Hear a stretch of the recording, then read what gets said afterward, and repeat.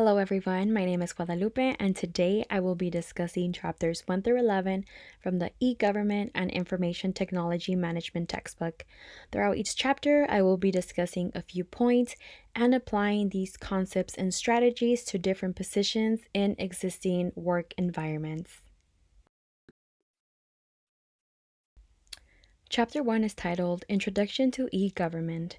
For this chapter, I will be focusing on the following points. The first point will discuss when the e-government movement began. The second point will discuss the purpose of e-government. The third point will discuss the application of e-government or IT in the city of Bell Gardens, which is where I currently live. And the fourth point will discuss how e-government can be applied to future employment opportunities. In the early 1990s, the move towards e-government began spreading throughout different levels of the government. E-government is defined as the use of IT, or also known as information technology, to support government operations, engage citizens, and provide government services online. The purpose of e-democracy is to demonstrate how ICT, which is also known as information and communication technologies, can improve the levels of citizen and social engagement online. This network is significant because it allows citizens to obtain information and provide feedback to the government through their computers or their cell phones, which is much more accessible and can provide instant responses. Government agencies have incorporated a variety of policies to reduce paperwork and digitize their day-to-day operations. I currently live in the city of Bell Gardens. It is a relatively smaller city with a population of 42,331 citizens. As I completed exercise 1.1 from chapter 1, I came to the conclusion that the city's use of technology is not as advanced as expected. For example, a city app has not yet been created, and the use of Instagram, which has been a popular social media application for a few years now, started being used as a platform July of 2019. In addition, the official website for the city of Bell Gardens is up, but is not as developed due to a variety of limitations. The most helpful online service I found while browsing the website was being able to pay for citations. As a communications officer, for example, for a local government office, I would strive to continue improving and providing online services to citizens to create a hassle-free experience, which will allow them to continue downloading and submitting a variety of e-documents online. And for employees, managing to instantly share news and receive feedback to improve proposed city planning ideas. Chapter 2 is titled Privacy and Security. For this chapter, I will be focusing on the following 4 points. The first point will discuss cybersecurity, the second point will discuss cybersecurity risks, the third point will discuss the level of protection and security of the City of Bell Gardens website, and the fourth point will discuss how privacy and security can be applied to future employment opportunities. Cybersecurity is the process, capability, or state of an information system being protected from unauthorized access and use by both internal and external agents. Cybersecurity protection practices are important for all devices.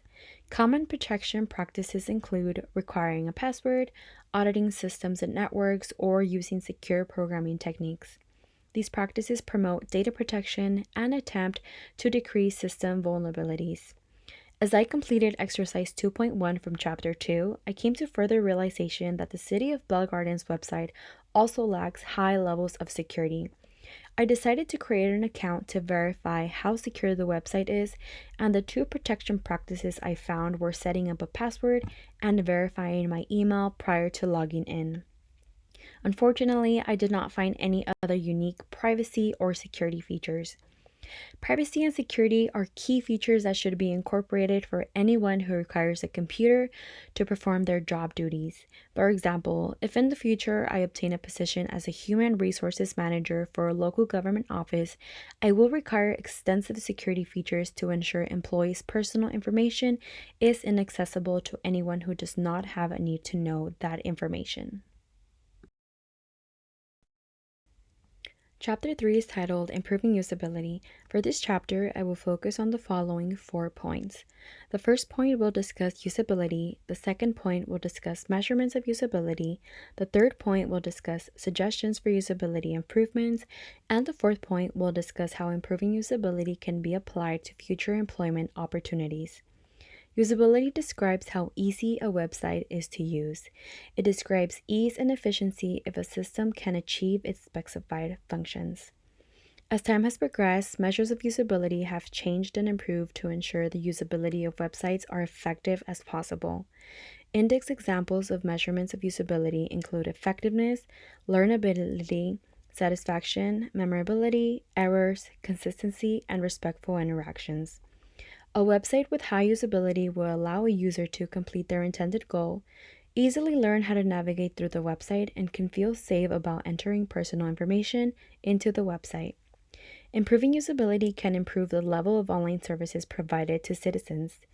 A few suggestions to improve usability include determining priorities, recognizing the needs of citizens, studying online resources for improvement ideas, and promoting the application of new technology. Developing an effective website can greatly benefit all employees of a local government office.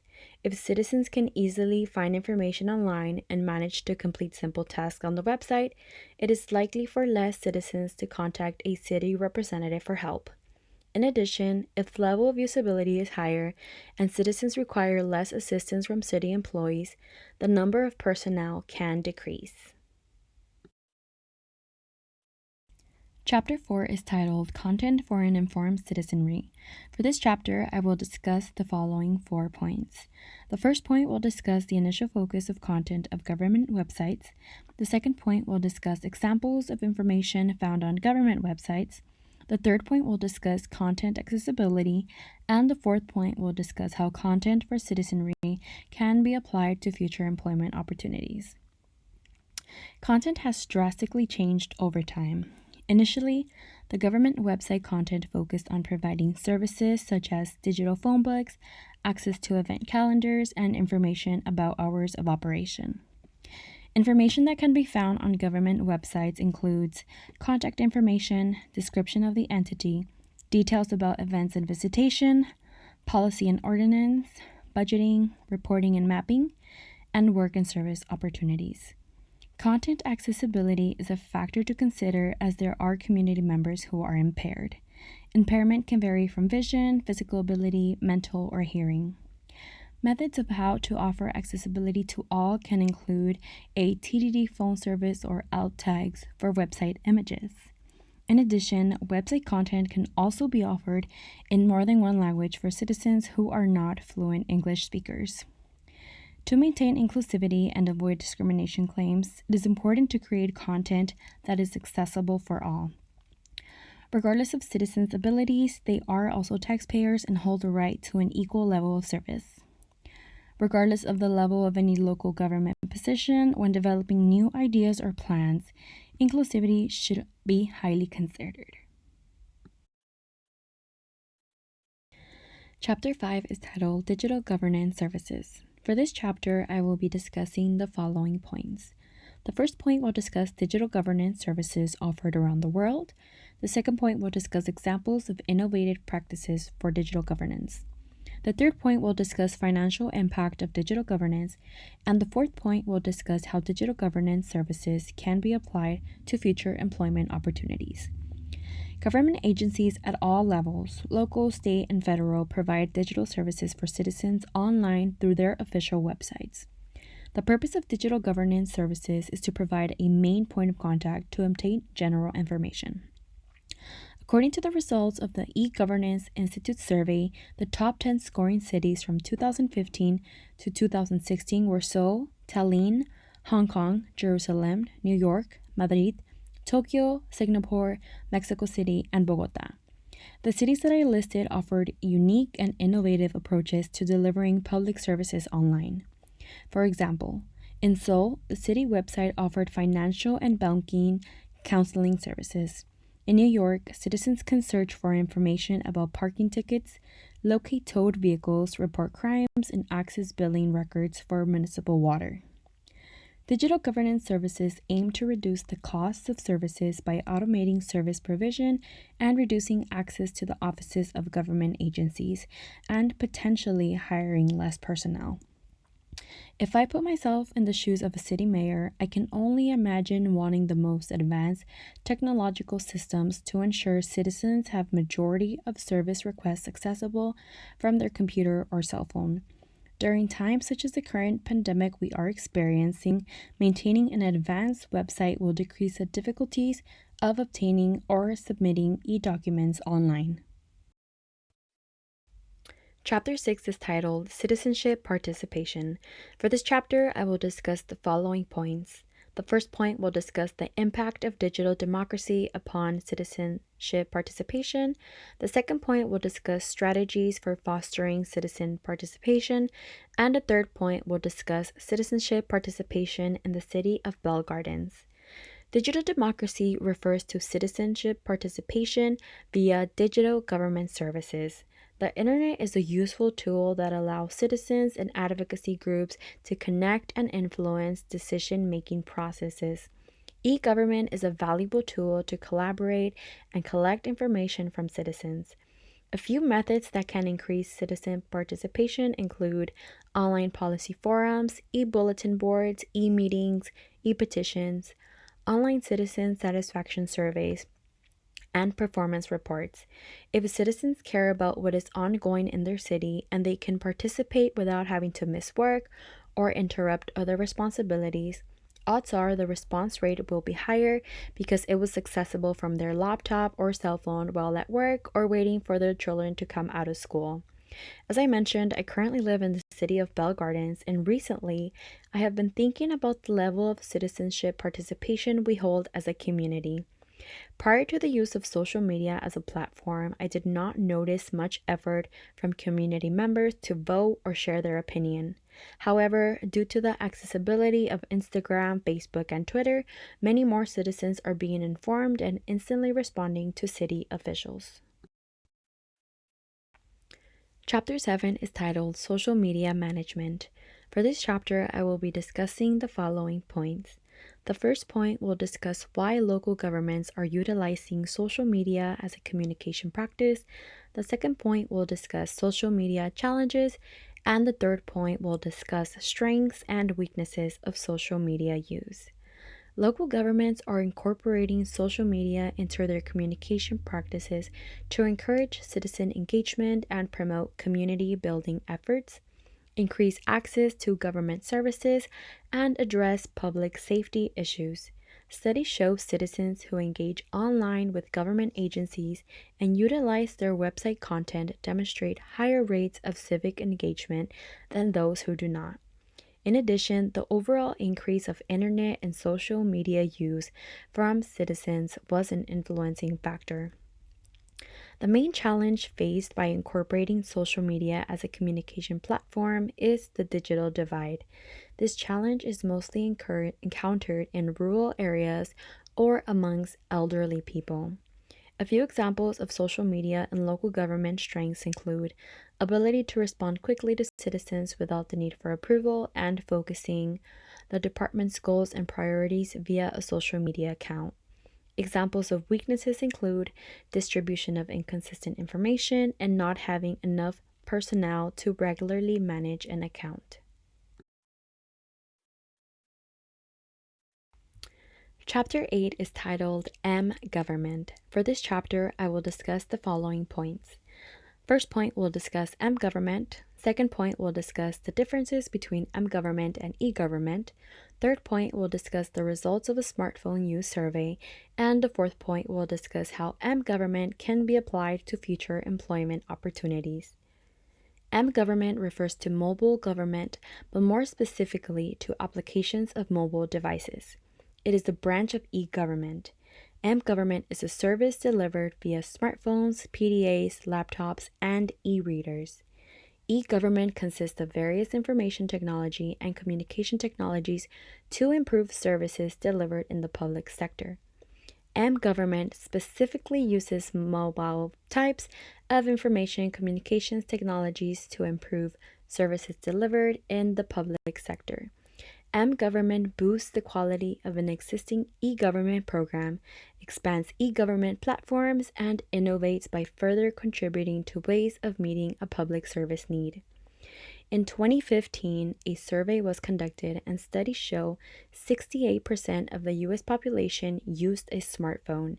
66% were white, 86% were between the ages of 18 and 29, 87% earned over $75,000 per year, and 81% received a college education.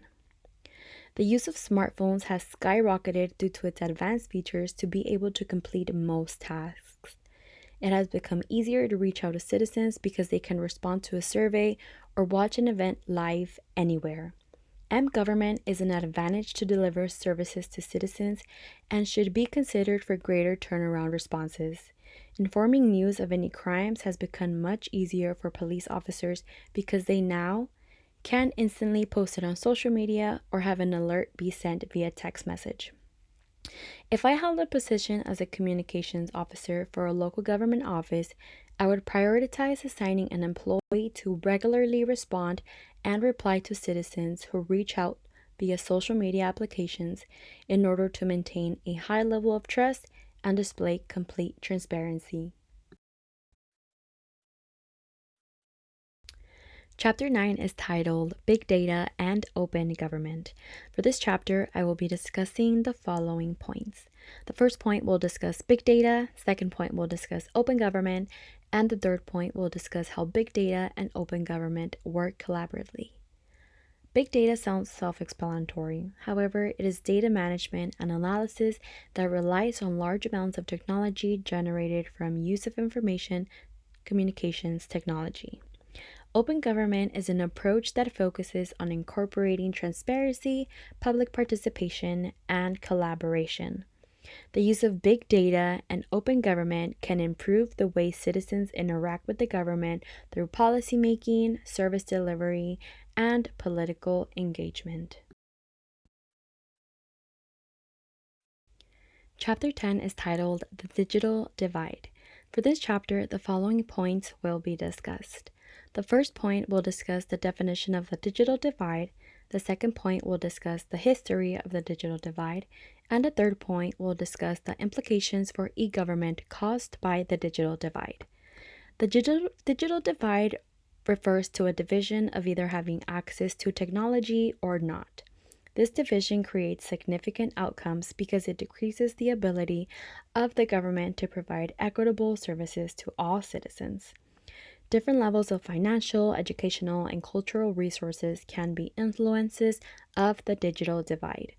According to a study conducted in 1995, only 3% of Americans had accessed the internet. Although the study is relatively old, this low percentage can likely resonate with citizens who are older 65 years old. Older populations are not familiar with the use of advanced technology. The digital divide can create implications for e-government because it creates digital exclusions for citizens who do not have access to a computer or a cell phone with internet. If citizens are not informed because they do not have access to information, it is required of the local government office to create changes and make information available for all. For that reason, sending flyers in the mail is always a secure tool that can keep all citizens informed. As an example, if I were running for mayor for a local government office, during my campaign, I would need to think of different methods to reach out to the community. Social media and email can be great sources for a younger population. However, for those who do not have access to technological devices, an ideal plan would be to reach out by introducing myself at their homes, calling citizens, mailing reminders about election dates, and posting up flyers around the city. Chapter 11 is titled The Functionality and Future of E-Government. For this last chapter, I will discuss the following points. The first point will discuss the role of a Chief Information Officer. The second point will discuss what constitutes e-government concerns.